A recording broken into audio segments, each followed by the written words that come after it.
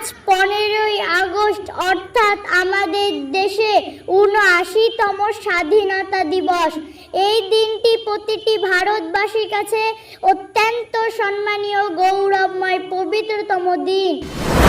Bharat British শাসন থেকে স্বাধীনতা লাভ করেছিল, কিন্তু এই স্বাধীনতা খুব সহজে আসেনি।